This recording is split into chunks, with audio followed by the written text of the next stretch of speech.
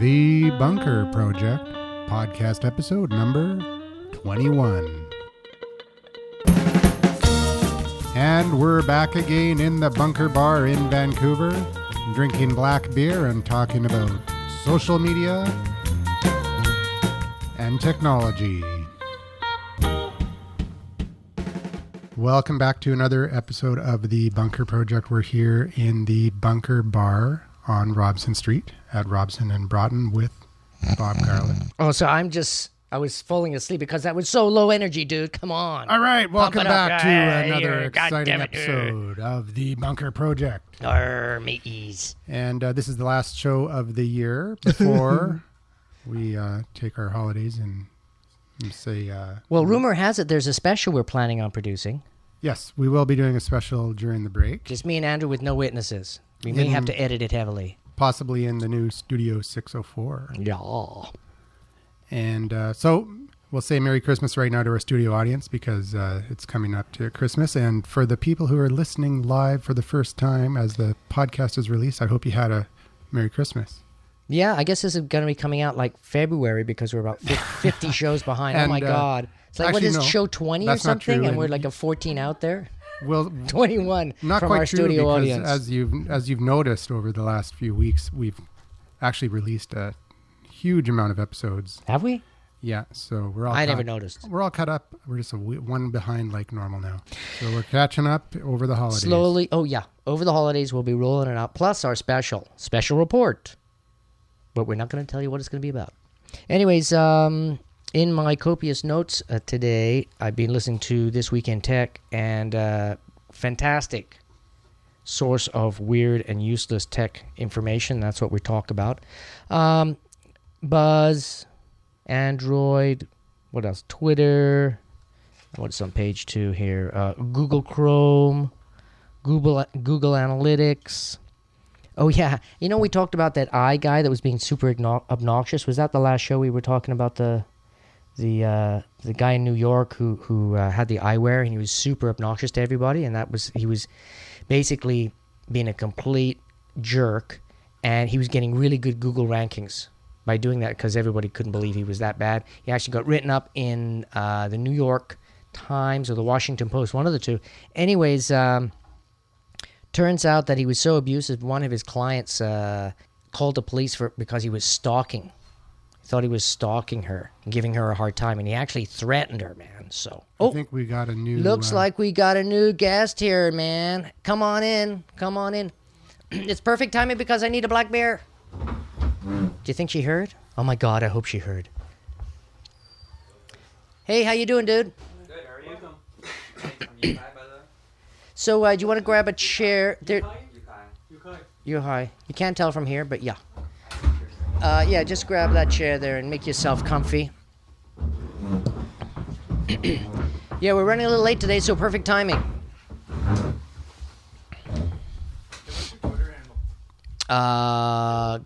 Kilrag. No, they're actually Bob Garlic now. Yeah, Bob. Yeah, the small lover. The small furry lover. Small fighter, small lever. Hairy, smelly dude. Yukai. This is Eric. Yeah. Okay, nice meeting you. Tony. Nice to meet you, Tony. Hey, do you want to grab yourself a drink or something? Or are you just gonna sit down, Your choice, man. This is online and alcohol altogether. Oh yeah. So it has to go the package, huh? Well, No, you don't whatever have to you drink. want. He drinks Coke, but he's into games, right? I think it's an age issue. He's trying to look young. He didn't bring his fake ID today. Okay. He finally had a shave. He only drinks the bunker wine. Oh, that's why he looks so young. He had a shave, not He shaved, the yeah. Movember is gone. You know what? Never died. Actually, he probably fell asleep with some cream on his face, and a cat came and licked it off, and it was all gone. Oh, gnarly. All right. Hey, are we going to get about, hang on. I'm counting digressions, and that's got to be at least one. Okay, one digression. So I let's, was talking about this guy. Okay, It's yeah. a fun story guy, here. yeah. So this guy, he gets all this publicity and stuff like that by being a complete jerk, being obnoxious to people. So this woman reports him to the police. They start investigating him. He's in jail. You know what for? No. Fraud. He was actually selling counterfeit eyewear. So for all you people that sell counterfeit goods, Google Analytics, getting on the internet, lots of press, not a good idea. So there you go. If you're selling illegal products, you shouldn't be like heavily marketing online, is what you're saying. Well, yeah. Yeah. So how about Buzz? You got your notes here for Google Buzz. What's going on with that? Yeah, you know what? They were comparing Google Buzz with Twitter. And they were saying, what's the difference? Why isn't Google Buzz so popular? Why is Twitter so popular? And a lot of people are saying Twitter is great for, blasting out and getting the message out. And Google Buzz is really, really good for developing conversations. Twitter, it's tough to have a conversation, even though people say, hey, it's kind of like being on the phone, a little bit here, a little bit there. So I want to throw that out to our studio audience. I think we got an opinion right here because somebody's shaking his head and going like, grunting.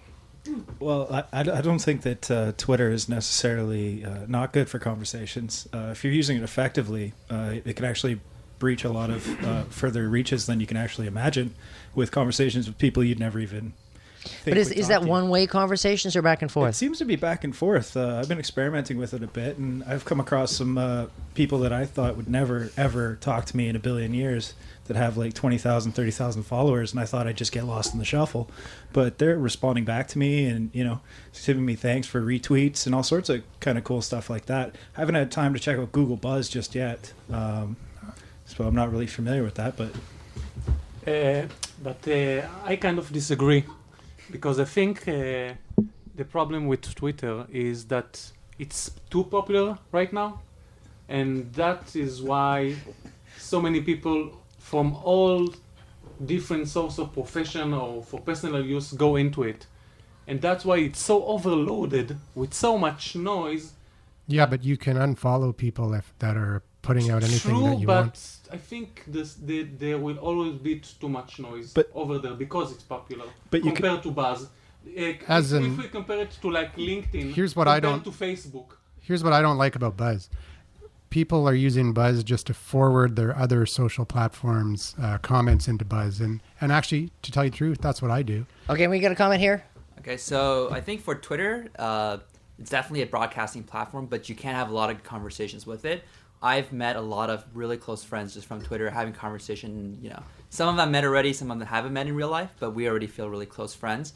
I think Buzz achieves the same thing. The biggest problem with Buzz is they didn't launch correctly. Twitter at the beginning is all about selective, like who you want to follow. You have to earn being followed. Buzz, the powerful thing about Google is it plugs into your Gmail. And that's great in one thing, it's really easy to access. But the bad thing is it instantly everyone you've emailed before gets added into your Gmail address book, which gets added into your Buzz, which means there's people like you bought something off eBay, there's people off Craigslist, there's all kinds of people that are seeing your Buzz announcements, and you don't want all these people to see it. And what they did that was even more annoying is you would see even more unrelated people. Like if my friend commented on my friend's friend, which is a stranger to me, if my friend commented on the stranger's Buzz, I would see it, and I usually don't care about that stranger. But worse, afterwards, the stranger's friend, which is another stranger, commenting on my stranger's Buzz, I would see it too, and I do not care about what a stranger says to another stranger, and I would get all that information without voluntarily like looking for it. So like again on Twitter, you choose what you follow, you kind of see, you can control them more. What Buzz I think is a great technology platform. I think they did a little bit error in their launch. They wanted to get everyone so fast that they missed out on the selectivity part, just like Facebook. Facebook started with the college students, starting with Ivy League schools and then spreading out. But if Facebook just started with everyone, it definitely wouldn't have that high demand it's got to today. It's not my opinion. Yeah, I mean, it's just maybe a little over the top to try and build it as fast as possible, and they went a little nuts. And yeah, like you're saying, it's kind of weird. Like I'm not buzzing a lot, and I'm having trouble finding time to Twitter, let alone Buzz. I mean, and I think that's a big issue with social media marketing is people don't have enough time to really learn the programs to master them. Like you can be, oh yeah, I'm good at Facebook, I'm not so great at Twitter. I'm a master at Twitter and not so much into Facebook. And there's hundreds and hundreds of choices out there. Okay, there's the kings of the hill like Facebook and Twitter and maybe Buzz and Gmail and maybe 3 or 4 others. And that's what everybody's using. But to be a master in all those, that's a full-time job. You're 80, 90, 120 hours to really get good at each one of those programs, right? So it's an ongoing thing. I think if you spend like 3 hours, every day, or an hour every day, you could master it in at least a year and become at least fluent with it. Well, I know, but in a year, you know how many new platforms are going to come out? That's the whole thing. In the old Half of them times, will be you had gone, 5 and the years other to half kind of will get be- good at something, but now it's like, where was Android 5 years ago? Like, there was no such thing. Where was Facebook 5 years ago? Just getting started, right? Twitter, what's that? So what was happening 3 years ago? There's, okay, we had Twitter, we had a bit of Gmail and stuff. So yeah, things are changing really, really rapidly. And me being an old timer, an old dog learning new tricks, it's challenging. And I'm in the social media arena when it's my job to know what's going on, and it's a full-time job just keeping up, finding out what new programs are out there, let alone learning them. Remember, like 604 Studios, they hired a 16-year-old so that they could be up on all the new. Yeah, that really depressed me. Your assistant's 16? Oh my God. That's super smart though. Yeah. I mean, absolutely. I'd hire a bunch of 16-year-olds if they were willing to work for free. Yeah, exactly. Exactly. Yeah. The new college students. Dude, you had a comment? I guess I was wondering what it meant to master something like Twitter, because for me, Twitter can be mastered in 5 minutes. You don't get the benefits that you get that if you dedicate your efforts to it over a long period of time, which is essentially to get as many followers as possible and to have your tweets retweeted as much as possible so that it benefits you. That to me is mastery. Using it as a tool, I think it only takes 5 minutes. Well, I would say maybe an hour, but I'm more saying like utilizing it as a tool so it becomes functional and there's some ROI or ROT, return on time. So, for me to build up my relationships with people that are like-minded and like using Twitter, that takes time and effort and a lot of back and forth thing. Same with Facebook. I mean, you get to critical mass and suddenly boom, boom, boom, boom, boom. So we're talking about mastery of your own marketing, not so much mastery of the tools that you use, because there's so many different tools that you can use that will achieve that mastery. Yeah, and what I'm saying is just hard to decide which tools strategically you should get into, because there's so many to choose from. And let's say who got into Google Wave, and like I almost, I looked at Google Wave, I thought it was great. Yeah. I started playing with it, and I was saying, maybe not. I thought it was going to be awesome, but the problem with they Google pulled Wave, it doesn't exist. Well, it may be. Well, it's going to be in back labs. as Apache Wave, but yeah, well, yeah. But the problem with Google Wave is that they launched it as Gmail, and originally was by invite only. So I was waiting, I was excited, and I finally got my Google Wave account, and then I didn't have any invites. So it was just me on Google Wave. What good is that? Then I got a few invites. I invited a bunch of people, and only Bob used it. So all the people that I invited weren't using it, so it was useless. Yeah. So it never grew any legs. No critical mass, yeah. It never grew any legs because it was this kind of cool platform that you couldn't use because there was nobody on it to use it with. And then when they started to roll it out faster, they didn't have the capacity to handle it. It was freezing and locking up, and it was just a big, disaster. So we'll see. Yeah. We'll see how it unfolds in the future under Apache. So my favorite description of what Twitter is, it says it's a cocktail party or it's a megaphone. And then somebody piped up and said, like, Twitter, it's kind of like being in a library and all the books are on the floor. So, it's messy and there's lots going on. And if you can figure out ways of organizing it and making it functional, I think that's when it's really going to have power for you. I had a good one that I heard from somebody off of Twitter, actually. It said that Facebook is like a small town and Twitter is like a big city, because all the people you know on your Facebook are the people you knew from your hometown or anything else like that. And Twitter is like a big city where you can basically go up to anybody and be like, hey, what's going on? They may talk to you or not talk to you. Yeah, they may punch you in the head. Yeah. Bit of trivia, Twitter last night handed out their first ever Golden Tweet Award, which was the most one's tweets were retweeted, and that went to Stephen Colbert. They handed it out on the show last night. Really? Stephen got it? I would have think that Conan O'Brien would have got that one. No, he said suck it, Ashton. All right. That guy has 7 million followers, though, Ashton Kutcher. Wow. Yeah. Yeah, but Ashton Kutcher, and who was the other person that was on that race? Oh yeah, it was. They were racing to see who would hit a million. That was Times. Kutcher and CNN. Yeah. CNN, yes, Yeah. CNN. and that kind of brought the whole metric as the biggest number of followers is what you're looking for, and really it kind of takes away from the whole power of the platform, I think, which is building a community of like popularity versus influence. You don't have influence over those 1 million followers. Well, according to his Clout Score, he does. He has a true reach of about 50,000 people or more, is what they say for his Clout Score, That's pretty good. which is huge. It's like the But- highest one possible. But you know what? That's mass media type numbers. Like, okay, he can influence like 50,000 people, which is great on general stuff. But if he wants to have like a heart to heart with somebody, really, he doesn't have deep conversations. I think the fact one of the figures out there is like 150 people is the most people you could have a meaningful relationship with over the internet. So you can't manage more than 150 people. So if you got like 1 million or 10,000 or 30,000, those numbers become abstract, and they're not really followers in the sense as compadres. They're just people that kind of follow you because you say cool stuff, but you know, you don't know them personally, and you wouldn't get asked, hey, come on, why don't you come over to my place and have a beer? It's like, what? Who are you? I find that the content seems to be what motivates me. Is like if I keep producing good content, I see my users going up and up and up. I don't really care about how many actual people I have on my Twitter score. I care about if they enjoy the content I'm producing and actually converse with me about it. Well, yeah, but that's a publisher. Yeah. So what you're doing is you're publishing content and then getting feedback from your listening audience. So basically that's been around for a long time, but now it's available to the average Joe instead of having somebody that has a huge PR mechanism and a device to broadcast. Yeah, I think ultimately, like, followers itself doesn't really matter. It's really how many people care about you and know what you do, especially from a business standpoint, because following just takes a click. You look interesting, they click, but a lot of times, a lot of people don't look at every tweet they get.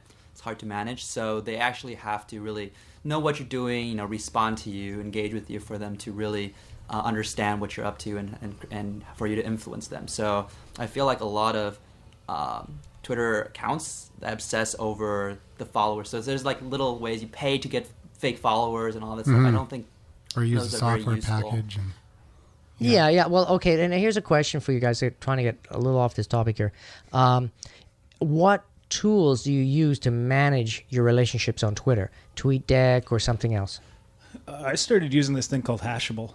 And what Hashable does is actually it takes a look at the hashtags that you do with people and then shows you how strong your relationships are with it. It's in beta right now, but it's pretty good. Hootsuite I also use quite a bit. You know, if I'm ever offline and I got some stuff I want to say, I'll just hook it up and set some tweets. yeah, Hootsuite's good. And TweetDeck's pretty good. They all got their own little things to it, but Yeah, they have their own little special function. Have you tried Seismic? yeah, I've done Seismic before. It reminded me a lot of Hootsuite, but I find the one that I prefer the most is just the new Twitter that they have on the web itself. Yeah, I'm hearing that a lot, actually. And using the Mozilla add-on called Classic Retweet, I find is actually the most handy tool I've found for using the web, because it's just one click to classic retweet somebody instead of having to hit the RT and then their name or just doing the regular retweet. And that seems to be doing much better for engaging people and conversing with them about the material that they're putting out there. So that's what I've been using. For the web applications, I use Hootsuite the most, and I use it because it has the easiest function of adding people to lists and engaging them and managing that. On the iPhone, I actually use a combo. I use the Twitter iPhone app to just tweet people. I use Seismic to broadcast because it also connects to Ping.fm that connects to 20 other networks. And I use TweetDeck to do networking, like finding out what people are saying at a certain event, or because they scroll left and right to different searches and whatnot, much easier. So just different tools for different purposes. Yeah. And now, is anybody doing any cold tweeting, as in cold calls, but cold tweeting? It's basically you do a search, and let's say you sell headphones, and then you just basically look for tags on headphones, and then you find somebody that's looking for headphones. Say, hey, check out this headphone. It's really cool. Here's a link, and it links back to your site.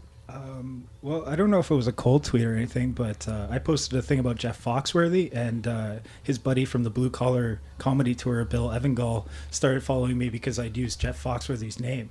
So I was just kind of being like telling you it's the worst Christmas video of all time, and he thought it was a great idea to start following me because maybe I was going to start tweeting more about him and the rest of the guys on the Blue Collar Comedy Tour.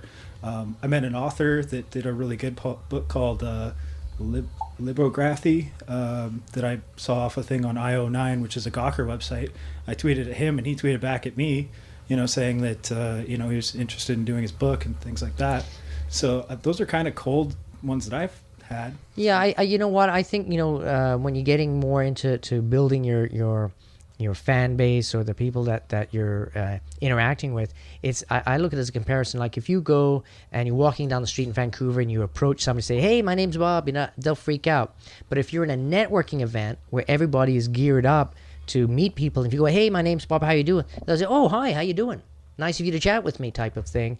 They appreciate it. The same thing with Twitter. If you spend the time and energy connecting with people and then actually conversing a conversation, people are wanting that, because I think in Twitter you're blasting stuff out, but it's rarer that people are getting back to you and say, "Hey, I love that Twitter comment you made on Twitter. I've been following you and I noticed you're into this and that thing, and here's some opinions." Okay, that may be 5 or 6 tweets to get that message across.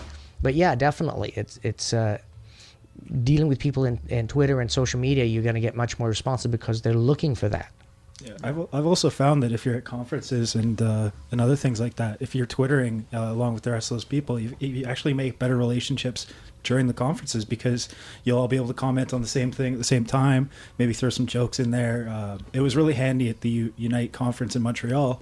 This one guy was looking for poutine, and I was like, "Well, here's the place for poutine," even though the keynote was going on. And so. Hey, when you need poutine, you need poutine. Yeah. It doesn't matter who's on that stage. Yeah. Then we have a question from the audience. Yeah, where's the grace of poutine? So you probably helped him out in the embarrassment. Okay, we're gonna move away from this fascinating subject. We'll bring it up next year. One more. Okay. Come on, jump right in there. Just one more comment on Twitter. Something about the way Tim Burton has been using it. He's essentially started a new story that he's written, or has written with the help of followers, called I think it's Rainbird. Oh yeah, I heard about that. That there's it's a novel though, right? It's a novel. It's going to be a movie. Essentially, what he would do is there would be a line written in one tweet, and people would respond to it. They would vote on their favorite one, and that would constitute the second line.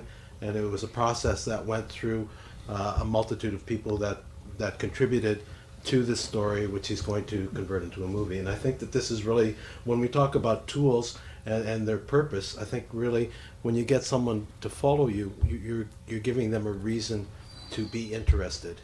Just like what you were just mentioning. If there is something which motivates people to participate in anything, doesn't matter whether it's social media or it's just sitting around having drinks, having a party, ultimately the power of influence is what comes into play. People are already following, so to speak, Tim Burton when he makes an opportunity to participate in something creative, which will become essentially an icon that will last into the future. People can't help but to want to participate in something like that. Yeah, it's like I think it's been hailed as the first real social script that's ever been created.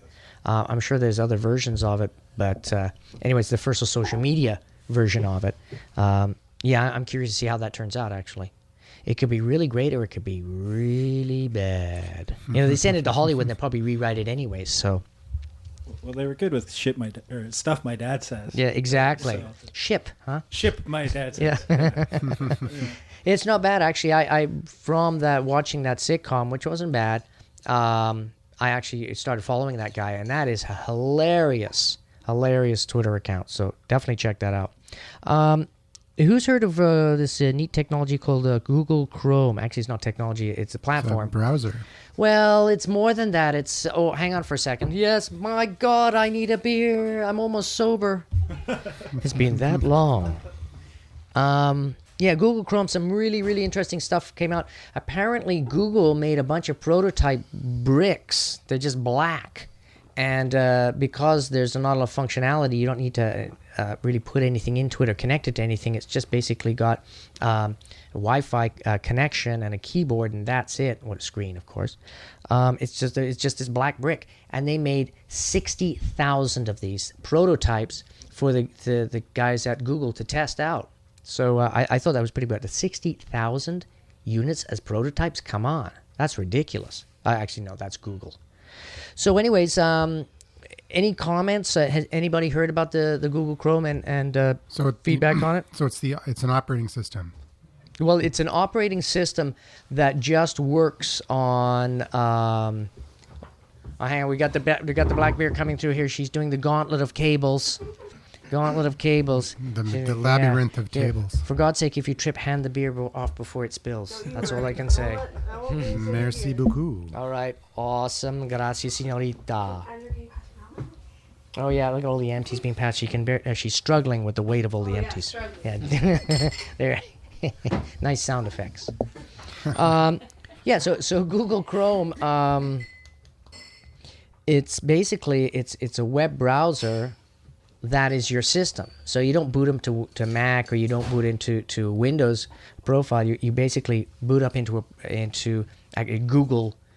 It's an OS. It's an OS. They're creating basically a Google OS for and everything there that you'd need, like all the stuff. And what I find fascinating, this is what Bill Gates said he was going to do with Microsoft. He said the future of Microsoft, all your programs will be on the internet. You won't have anything on your hard drive and yada, yada, yada. And unfortunately, that never happened. And it looks like Google's stepping up and trying it out. So there are some big things, and there's some good things, and there's some bad things about it. Well, he said that after he said that the internet is just a fad, right? And that's why they lost so much ground to Google. And he also said that when he was trying to defend Internet Explorer from being taken out of the operating system when it was delivered. That was during the lawsuit of the lawsuit for Internet anti-competition. Yes. Yeah. Well, what I find shocking is is at that time was that the browser would essentially be the operating system, which is more like Larry Ellison's idea that there is essentially a cloud of computers, which we have now, and all we have are as individuals are thin clients. At that point, Bill Gates' vision was that everyone has a personal intelligent device. So even though he was fighting for Internet Explorer to be embedded within the systems that were being distributed, he was also arguing against that. So there's a bit of a dichotomy going on there. Yeah. well, it's kind of ironic because he's out of the game anyways. Which but. Steve Jobs also fulfilled that vision by giving everyone an iPhone. Yes. Right? Well, basically smartphones are the microcomputers, and that's what they are. And what's interesting, nobody perceives them as computers. They perceive them as phones. Mm-hmm. And then tablets are microcomputers, but aren't phones. And what's interesting, a lot of the comments I get from the tech news I'm listening to is guys are saying, well, I wish this 7-inch tablet was a phone. Because I'm holding up, does it, especially the Chrome, what is it? Not good. Android for us. They say it's perfect, except I can't use it as a phone. That's the only thing. But anyways, back to Google Chrome. Some of the comments they were mentioning that were really weird is one of the most interesting things on the keyboard. There's no caps lock. And the press release for that was that Google said, that way people can't get mad at each other on the internet. No yelling. That was kind of weird. But no cap locks was kind of neat. The other thing, and that's kind of what my favorite quote was, in Apple there's the Apple command key, and then in Windows there's the Windows command key and control key. Yeah. Well, there is no control key on that keyboard. Yeah, and Leo Laporte said, "No G-spot." That was his quote. I thought that was brilliant. He said it, not me. I'm just re-quoting him, man. No, that's all right. No command key? No command key. There's some weird... there's no control key. I don't know if I like that. Well, there are some flaws in the thinking that they're saying that this unit is probably going to sell. They're guessing around $200. Well, for $200, you can get a much more robust device. So what are they thinking?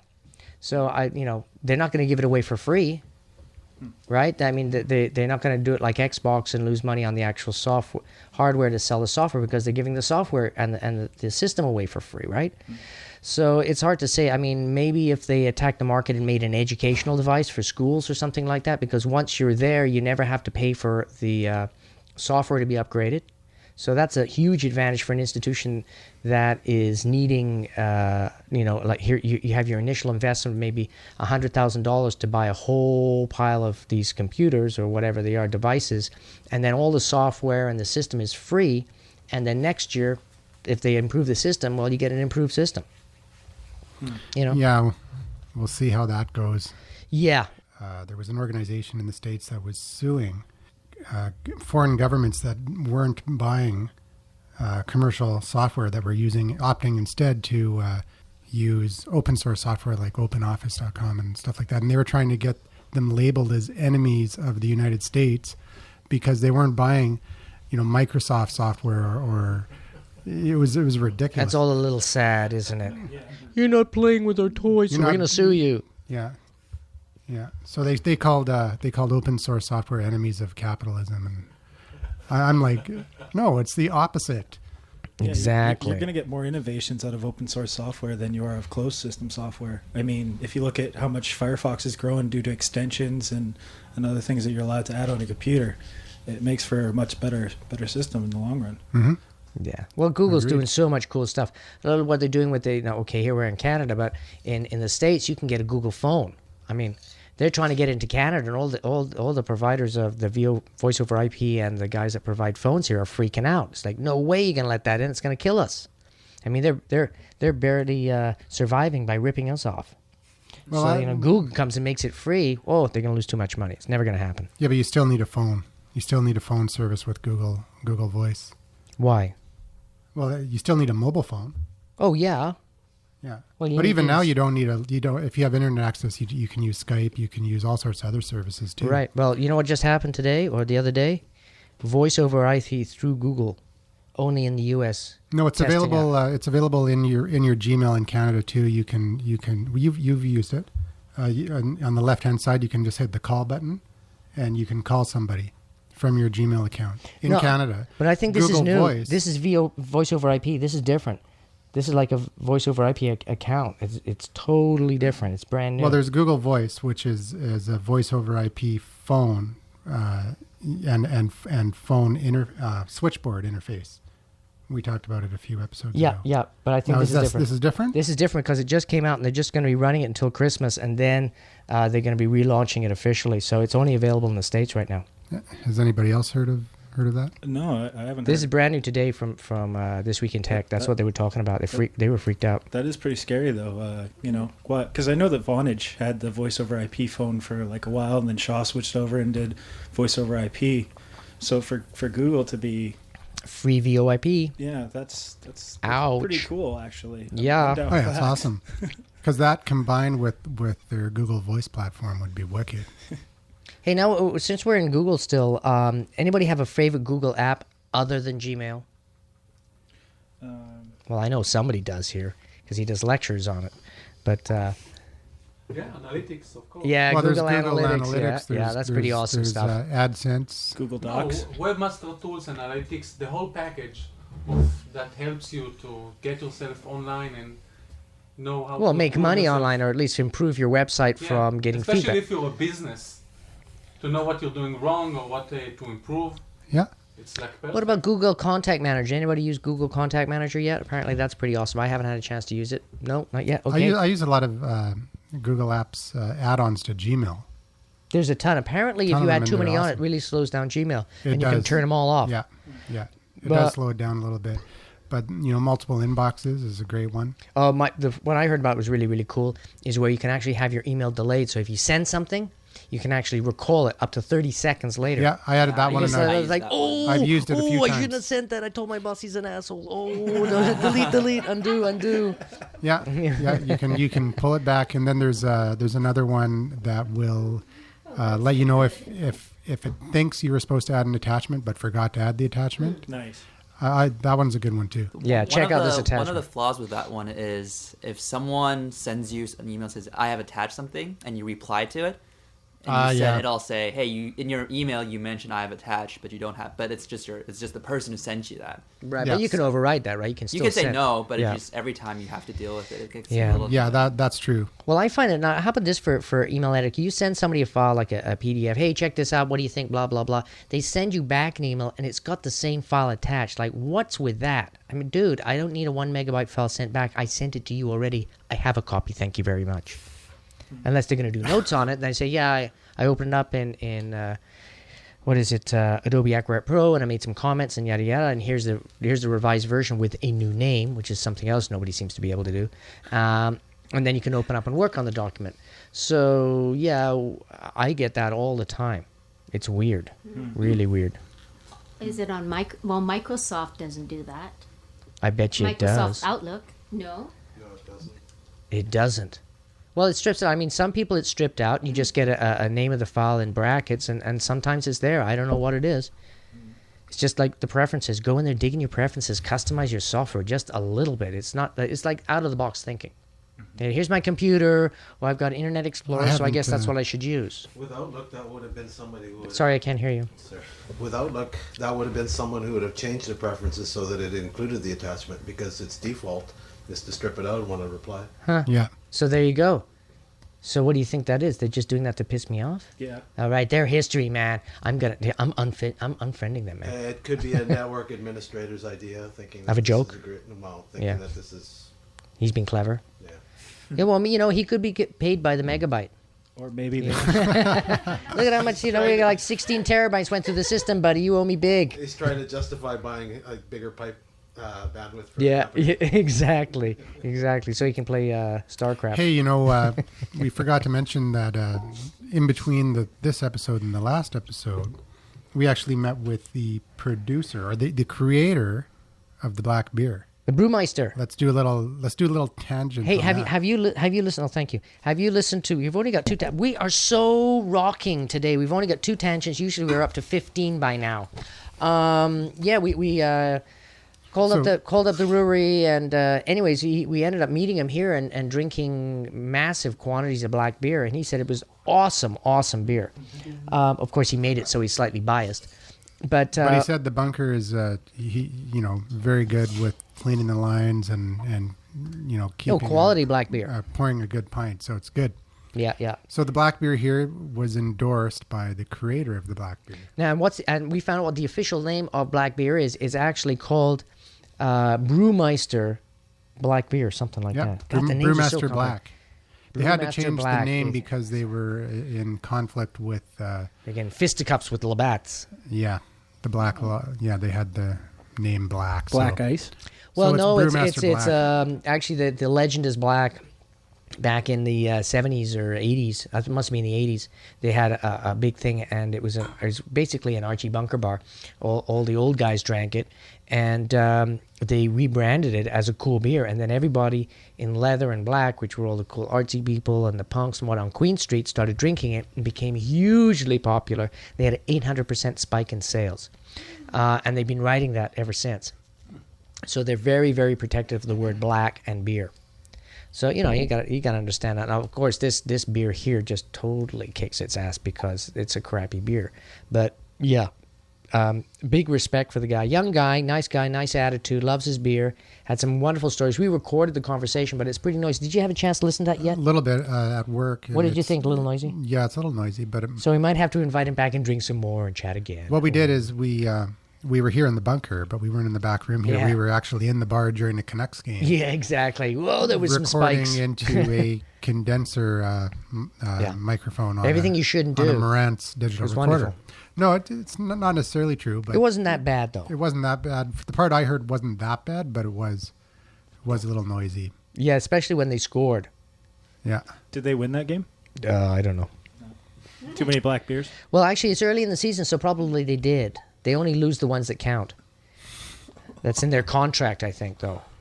Okay, well, it's true. They get a bonus if they lose. No, they just get to play golf. Yeah, well, there you go. There's their bonus. Yeah, but Look, if we play really crappy, then we get off and we can go hang out in the sun in Vancouver. See, if it was Toronto, they play like demons because then they can't get to come to Vancouver and go to warm climates to play the game. And They out can and go play wherever golf they after. want. Not if they're playing. They don't get to drink. They don't get to party. No women, stuff like that. I've heard. I've seen the movie. I think Patrick came to disagree with you about that. Like drinking and partying. No.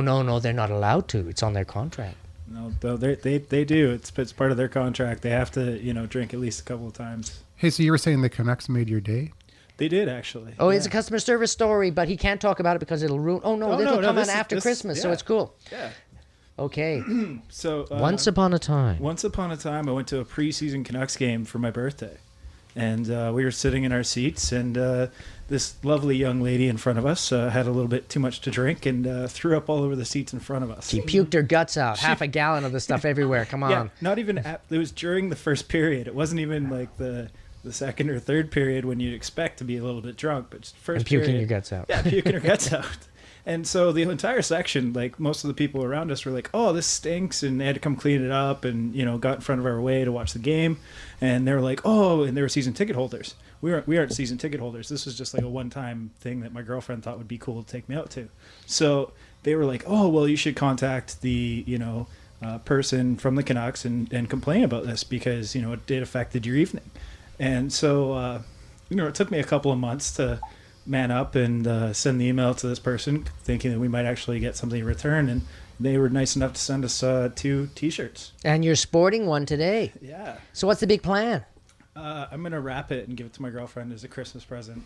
As an extra thing. Now, isn't that romantic, or is he completely cheap so-and-so? No, I'm still getting her other presents. It's just this It's not a Mr. This one Bean. has a story This behind one it. has a story behind it because she thought that we weren't going to get anything because it's been almost 4 months. And Girls love that type of stuff, man. Should be all over you. So what you're saying is everyone should make up a story. And No, don't make up a story. to get some free shirts. They No, actually, just spike people's drinks so they puke in front of you at the games. That's the message right there. You get a free T-shirt. They actually took all of our ticket stubs from that particular section just to make sure that we were. Well, they had to clean them off yeah. too, right? Well, Ooh, yeah. Put it in that plastic bag, please. The funny thing is, though, the guy that got his coat puked on, I don't think even realized what was going on, and so I still don't quaffed? think he got nothing. So, Oh, I mean, man. he was just like, man, some chick puked on my thing, didn't really care, didn't go tell the services, and Well, that is customer service's job, to sit there waiting patiently by the phone until somebody can call and tell fantastic stories like that so they can look like heroes and get paid. Well, So please support these poor people that are waiting desperately for you to call and say, "Hey, man, I got somebody puked on me last night." "Oh, thank God somebody called me. I wasn't going to get my quota this month." I would have insisted on another ticket for another game. we tried that. They didn't go. Didn't for go? that. Yeah. Oh, but you man. actually have to do it the day of the game. Like you can't wait. Yeah. Are you going to march right down there and say, "Hey, what gives? I think. See this bag? It's evidence." I think the longer you wait, the less you get. Yeah. Yeah, exactly. But it was really nice of them to really go out of their way and give us 2 T-shirts. I mean, they could have just said, we're sorry about that. Yeah. Thanks for a lot. Absolutely. But they really wanted to, promote their customer service, and because of that, I'm definitely going to go back to another Canucks game. And I hope 3 people puke in my section next time, so I'll get season All right, yeah. Please puke in my section. Companies usually do even better stuff if you complain and you tweet about it.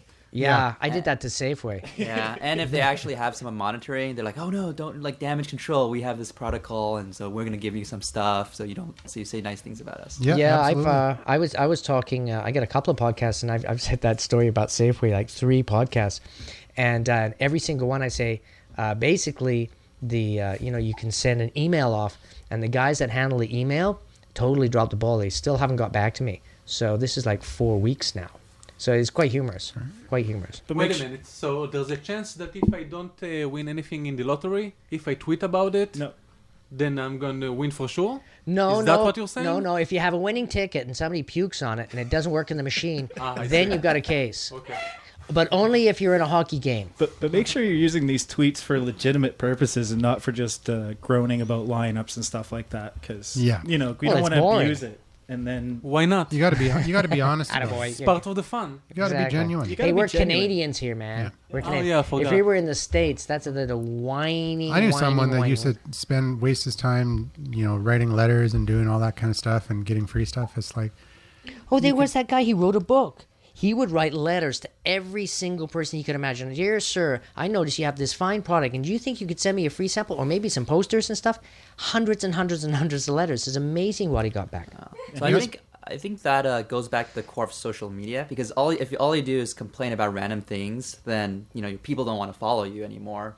So it goes into your own reputation too. So obviously, if it's something that truly bothers you and you feel like, hey, I truly want my followers to not deal with this company as much because of this hassle, that's when you share it, not just to try to get more free stuff. Yeah. Yeah, nobody wants to hear people nagging about stuff all the time. Yeah, besides there's that scam website you can go to, freestuff.com or something like that. You go to and then you fill out these forms and they say, oh, we're going to give you some stuff. And by the time you finish filling out all the forms and all your personal information, it's really not that free anymore.